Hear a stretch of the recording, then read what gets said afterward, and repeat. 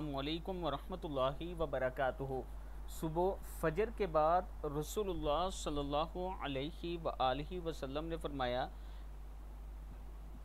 کہ جس آدمی نے روزانہ بلا ناغہ ایک مرتبہ یہ کلمات کہے بطور وظیفے کے، وہ آدمی مرے گا نہیں یہاں تک کہ جنت میں اپنا مکان دیکھ لے یا اسے دکھا دیا جائے۔ وہ دعائیہ کلمات یہ ہیں: سبحان القائم الدائم، سبحان الحی القیوم، سبحان الحی الذی لا یموت، سبحان اللہ العظیم وبحمدہ، سبوح قدوس رب الملائکۃ والروح، سبحان العلی الاعلی سبحانہ وتعالی، سبحان القائم الدائم، سبحان الحی القیوم، سبحان الحی الذی لا یموت، سبحان اللہ العظیم وبحمدہ، سبوح قدوس رب الملائکۃ والروح، سبحان العلی الاعلی سبحانہ وتعالی۔